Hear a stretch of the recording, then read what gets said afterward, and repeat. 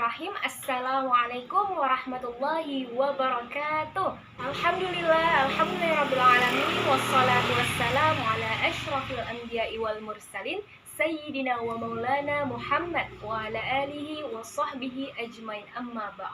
Selamat pagi anak-anak. Gimana nih kabarnya? Baik, alhamdulillah. Sudah siap belum buat belajar? Siap? Oke, nah sebelum kita memulai pembelajaran pada pagi hari ini, sewajibnya kita membaca suratul Fatihah terlebih dahulu demi kelancaran pembelajaran kita pada pagi hari ini. Silakan kepada Zaki, ketua kelas kita, untuk memimpin doanya.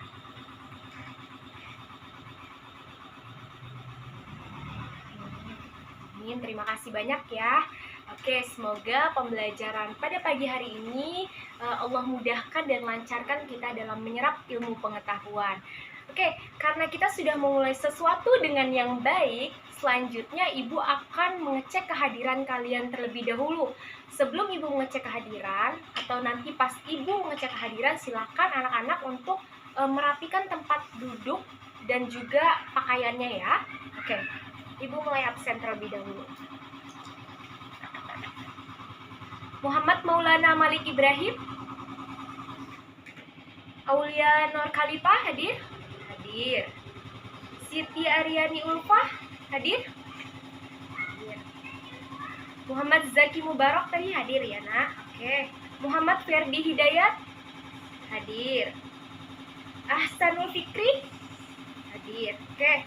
Alhamdulillah sudah lengkap semua ya, 20 peserta didik. Oke, terima kasih banyak. Selanjutnya Ibu akan membacakan terlebih dahulu nih tujuan pembelajaran yang hendak kita capai nantinya. Oke, bisa dilihat. Jadi yang pertama, melalui metode Student Team Achievement Division atau STAD, peserta didik mampu menguraikan sejarah masuknya Islam di Indonesia dengan baik dan benar. Yang kedua, setelah melakukan metode STAD, peserta didik mampu untuk mengklasifikasikan secara singkat perihal jalur masuknya Islam di Indonesia dengan baik dan benar. Yang ketiga, setelah melakukan metode ceramah, peserta didik mampu untuk menganalisis hikmah pengaruh masuknya Islam di Indonesia. Yang keempat, setelah melakukan metode STAD, peserta didik mampu untuk menunjukkan komitmen untuk selalu teguh, tekun, gigih dalam belajar dan menciarkan Islam di Indonesia. Oke, yang kelima, melalui metode STAD, peserta didik mampu untuk merumuskan strategi dakwah dan perkembangan Islam di Indonesia. Dan yang terakhir, melalui metode STAD atau Student Team Achievement Division, peserta didik mampu untuk peserta didik mampu membuat sejumlah pertanyaan terkait materi sejarah masuknya Islam di Indonesia. Nah, tadi kan sudah Ibu bacakan nih tujuan pembelajaran yang hendak kita capai nantinya. Nah, kira-kira anak-anak pada tahu nggak hari ini kita mau bahas tentang apa sih? Kita mau belajar tentang apa sih? Tahu? Iya, benar sekali. Jadi kita akan bahas tentang sejarah masuknya Islam di Indonesia.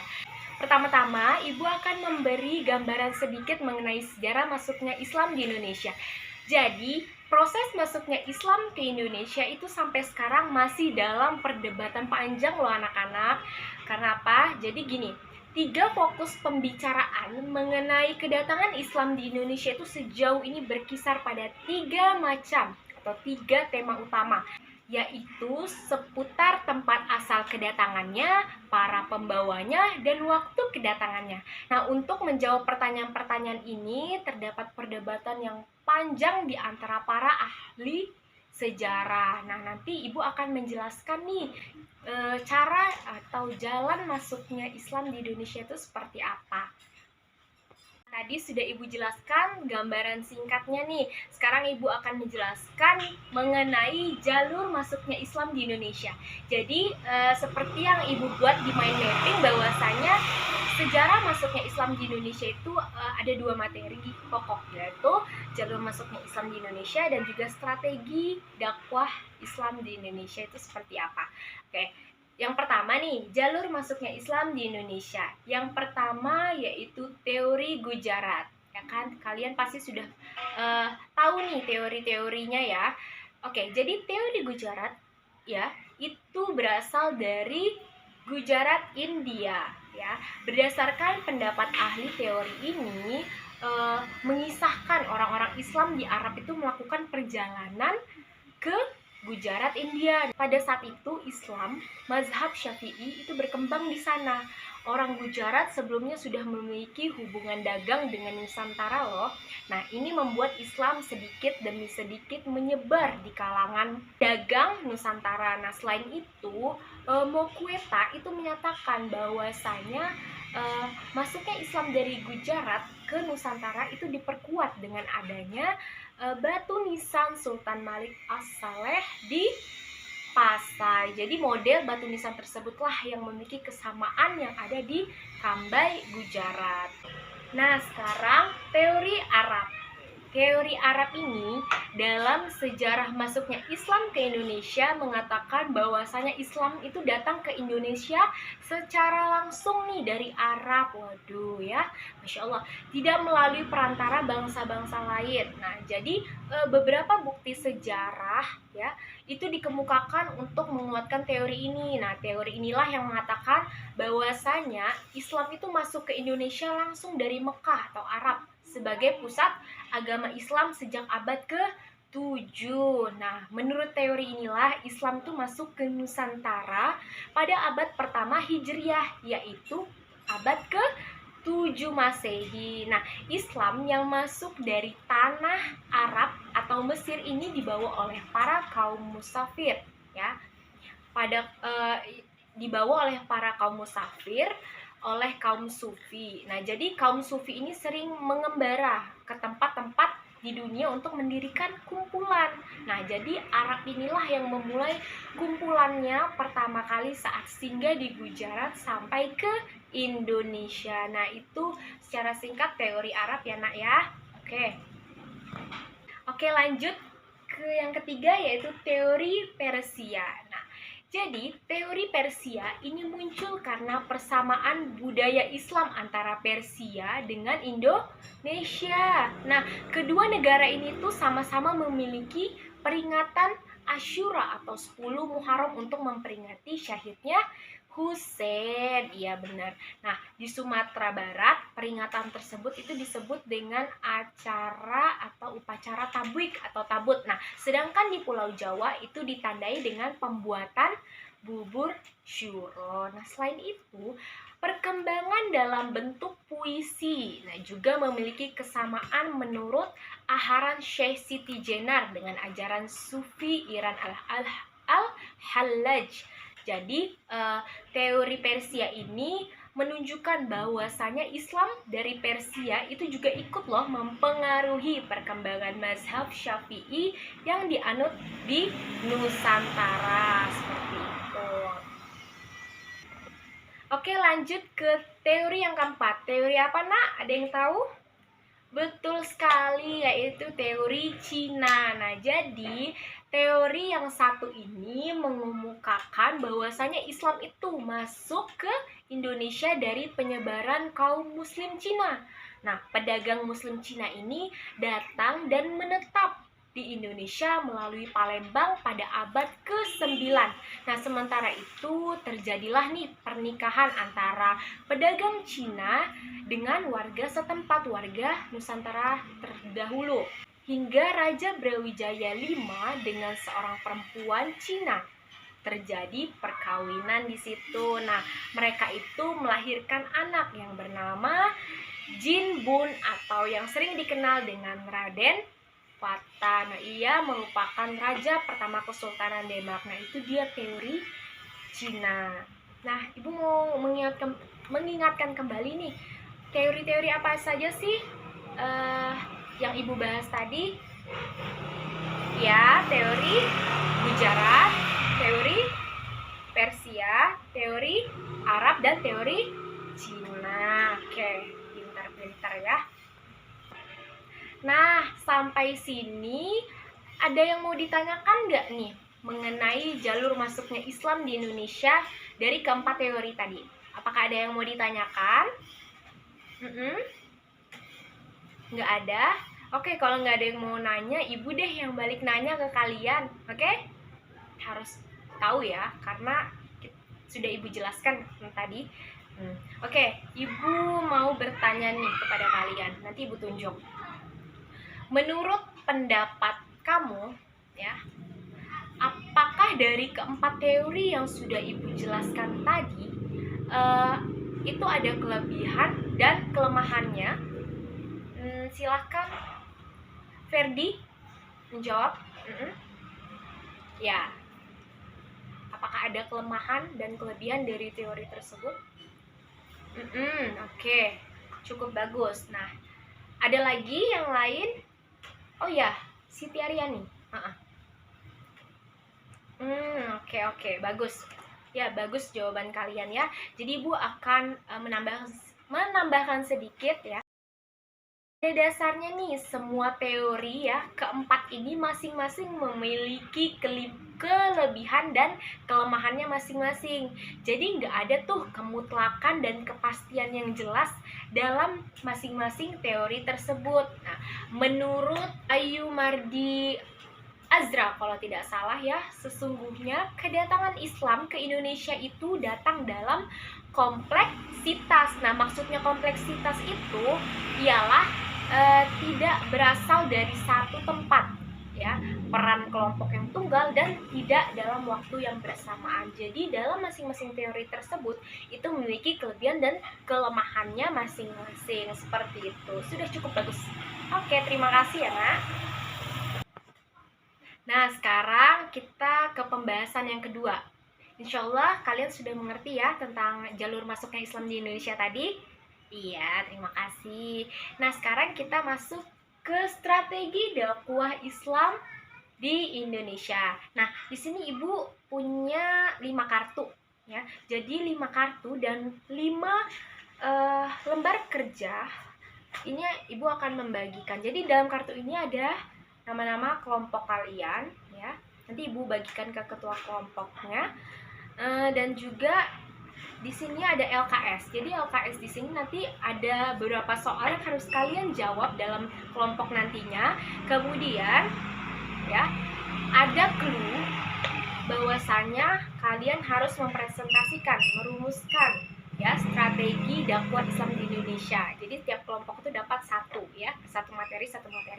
Oke, Ibu langsung bagikan ya. Nih. Oke, ini Fitria, Ahsanul, dan ya. Oke, nah ini dia LKS-nya, silakan. Ya, oke. Sudah dapat semua ya, Nak ya? Ya. Ibu beri waktu 10 menit ya untuk mengerjakan LKS. Ada yang mengerjakan, ada yang nanti satu orang maju untuk perwakilan kelompok untuk menjelaskan ya. Oke, Ibu tunggu. Oke, sudah Miss. Nah, sambil kalian mengerjakan, Ibu sedikit memberikan penjelasan singkat ya, bahwasanya penjelasan yang Ibu jelaskan tadi itu sangat jelas kan, bahwasanya Islam itu datang ke Indonesia secara berangsur-angsur dan itu tidak sekaligus langsung datang plok gitu, enggak ya. Nah, jadi pada uraian inilah nanti ini Ibu bagikan sudah kok tiap kelompoknya, nanti tiap kelompok secara singkat untuk menjelaskan mengenai strategi dakwah Islam di Indonesia. Oke, fokus ya. Oke, waktunya sudah habis. Sekarang Ibu langsung tunjuk kelompok 3, kelompok kartu merah. Silakan maju untuk mempresentasikan. Dapat yang perdagangan ya, Nak ya? Ya, sudah cukup bagus. mengenai penjelasan perdagangan ya. Oke, jadi Ibu dikit aja menambahkan, betul yang dipresentasikan oleh Aryani bahwasanya perdagangan itu merupakan media dakwah yang paling banyak dilakukan oleh para penyebar Islam di Indonesia. Nah, itu aja tambahan dari Ibu. Oke, terima kasih. Silahkan duduk. Lanjut kelompok 2, kelompok pelangi. Kartu pelangi yang membahas tentang perkawinan. Oke, silakan. Ya, bagus sekali penjelasan dari Zaki tadi ya. Ibu menambahkan sedikit aja tentang perkawinan, bahwasanya proses penyebaran Islam di Indonesia itu juga banyak dilakukan melalui pernikahan antara para pedagang ya, para pedagang muslim dengan wanita di Indonesia. Jadi pedagang muslim ini yang tertarik dengan wanita-wanita Indonesia yang ingin menikah itu mensyaratkan agar para wanita tersebut harus memeluk Islam sebagai prasyarat dalam sebuah pernikahan. Nah, seperti itu. Betul yang dijelaskan oleh Zaki tadi. Terima kasih. Silakan duduk. Oke, selanjutnya kelompok 4, kartu biru. Silakan maju. Membahas tentang pendidikan. Oke, silakan. Ya, bagus. Oke, tetap bertahan dulu di sini. Ibu akan menjelaskan secara singkat lagi mengenai pendidikan ya.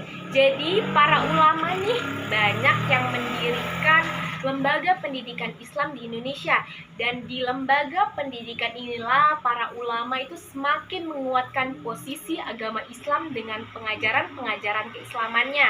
Nah, salah satu lembaga pendidikan Islam yang menjadi ciri awal penyebaran Islam di Indonesia itu apa ya anak-anak?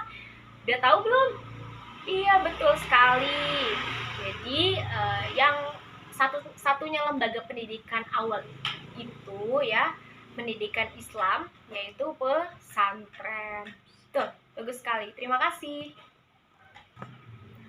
Oke, lanjut kelompok 5, kartu kuning. Oh ya, silakan Ferdi. Membahas tentang tasawuf. Oke, silakan. Ya, betul sekali. Terima kasih ya sudah menjelaskan. Ibu mau menambahkan sedikit mengenai tasawuf. Jadi tasawuf, para pelaku tasawuf atau sufi ini umumnya adalah pengembara. Nah, mereka dengan sukarela itu mengajar penduduk lokal tentang berbagai hal. Nah, mereka ini juga sangat sekali memahami persoalan para penduduk lokal dari berbagai sisi. Nah, para sufi ini memiliki sifat dan budi pekerti yang luhur sehingga memudahkan mereka untuk bergaul ya dengan masyarakat Indonesia. Oke. Terima kasih. Oke, yang terakhir kelompok 1 membahas mengenai kesenian ya. Kesenian atau budaya berarti. Oke, silakan. Malik ya. Ya, terima kasih banyak. Amazing banget nih kalian-kalian semuanya. Oke, mengenai kesenian dan budaya, Ibu menambahkan sedikit bahwasanya para tokoh penyebar Islam itu mengajarkan Islam menurut bahasa dan adat istiadat setempat ya, masyarakat setempat. Jadi sebagian besar nama-nama mereka itu telah melegenda seperti Wali Songo ya. Jadi penyebaran Islam itu melalui kesenian atau budaya termasuk yang paling banyak mempengaruhi masyarakat sekitar seperti wayang, sastra, dan berbagai kesenian lainnya. Oke, good job kalian semua. 5 kelompok ini good job sekali. Karena tadi sudah kita kerja kelompok nih dan sudah mempresentasikannya, sekarang Ibu akan mengadakan kuis individu ya. Jadi siapa cepat dia dapat ya. Oke, nanti Ibu kasih ajukan pertanyaan. Kemudian siapa yang cepat nanti Ibu tunjuk dan silakan menjawab dengan tepat dan benar ya. Oke. Jadi pertanyaan yang pertama ini ada 2 soal aja ya untuk 2 individu. Yang pertama, Sebutkan faktor-faktor yang menyebabkan Islam itu dapat diterima di Indonesia. Tadi siapa? Oh, Fitria. Ya, silakan Fitria jawab. Ya, betul sekali. Ya, jadi betul yang dikatakan Fitria tadi, bahwasannya yang menjadi faktor utama penyebab agama Islam itu bisa diterima di Indonesia, yaitu yang pertama tadi, penyebaran agama Islam disebarkan dengan cara jalan damai, itu tentu. Yang kedua, di dalam agama Islam itu tidak ada sistem kasta, tidak ada sistem keturunan itu tidak ada ya. Yang ketiga, apa? Di dalam agama Islam, upacara ritual itu cukup sederhana ya. Kemudian faktor penyebab lainnya ialah mundurnya kerajaan besar, yaitu seperti Sriwijaya dan Majapahit. Pertanyaan kedua, yaitu bagaimana sih proses masuknya Islam di Indonesia? Ya, siapa? Ahsanul. Ya, silakan Ahsanul. Ya, bagus. Ya, tadi kan sudah Ibu jelaskan. Ya, begitu.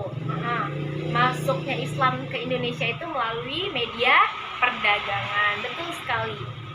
Oke, kira-kira nih anak-anak Ibu mau satu pertanyaan lagi atau cukup dua aja nih? Oh, satu lagi. Boleh deh Ibu tambah lagi satu pertanyaan. Ya, semangat sekali nih anak-anak Ibu. Berarti udah paham semua ya. Oke, pertanyaan ketiga nih. Siapa cepat dia dapat nantinya. Mengapa diperlukan penyebaran Islam melalui jalur perdagangan, perkawinan, pendidikan, dan asimilasi budaya atau kesenian? Siapa tadi? Oh, Ardian. Ya, silakan Ardian.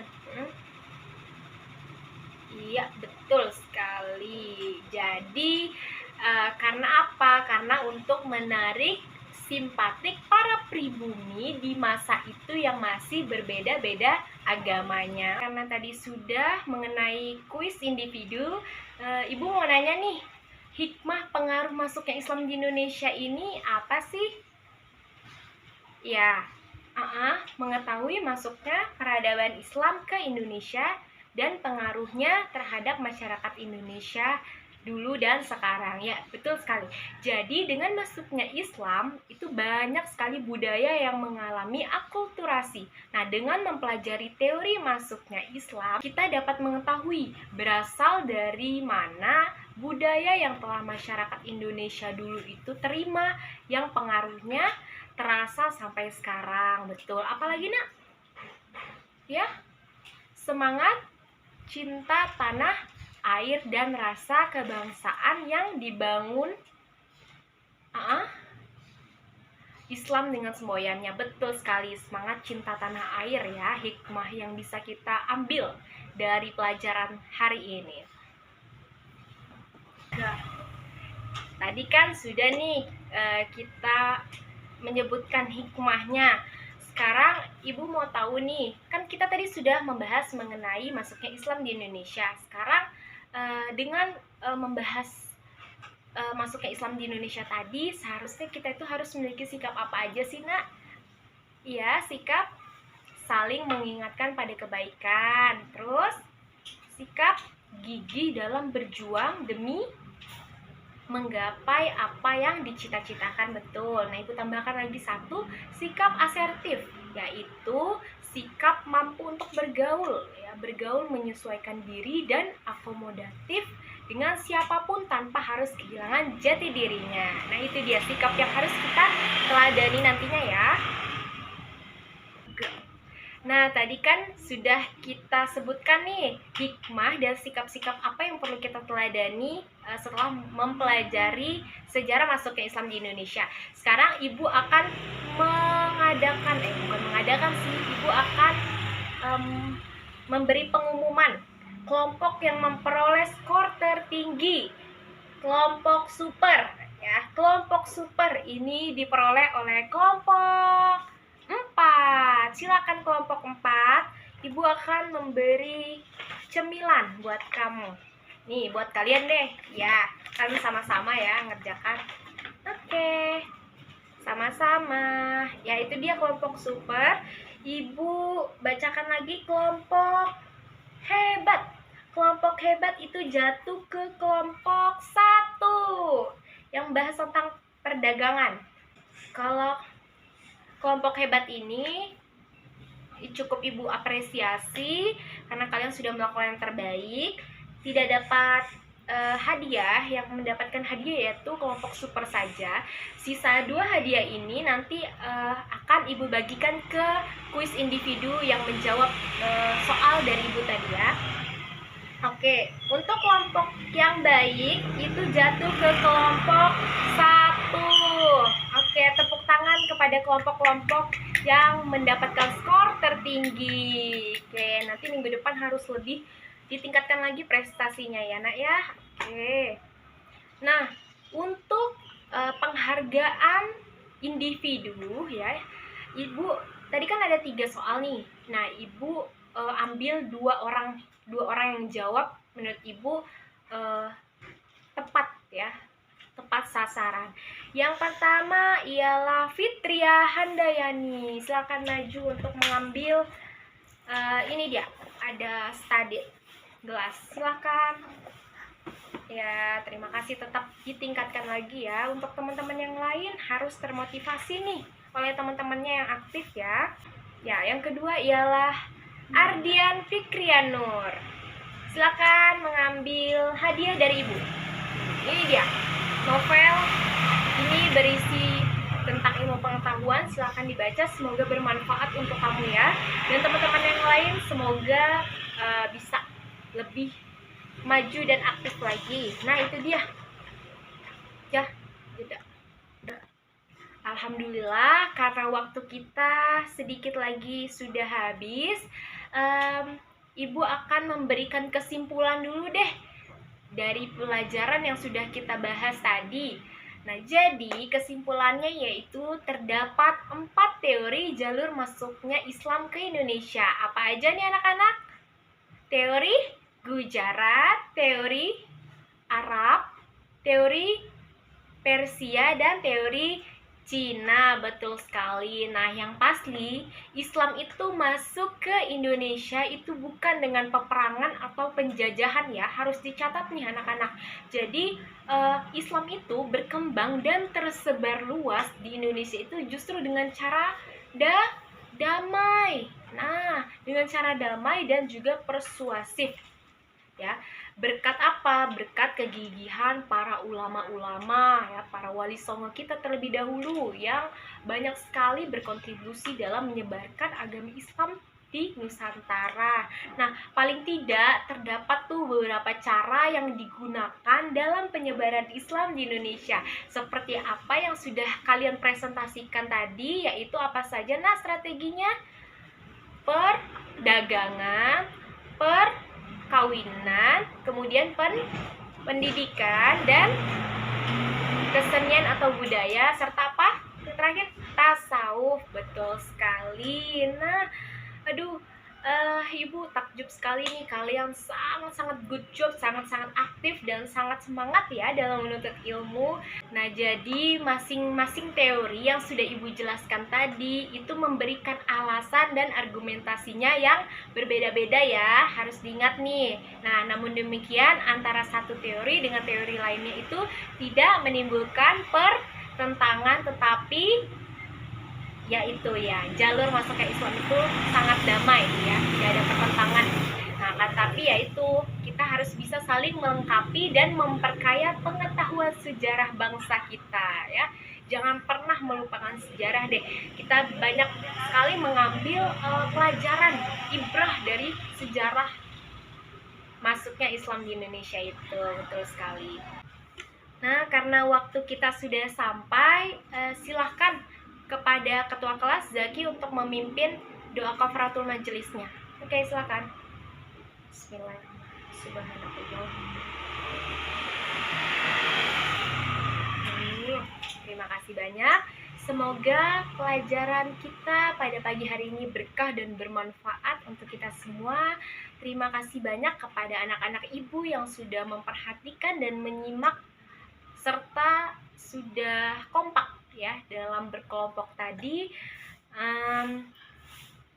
Ibu memohon maaf apabila dalam menjelaskan tadi Ibu ada salah kata.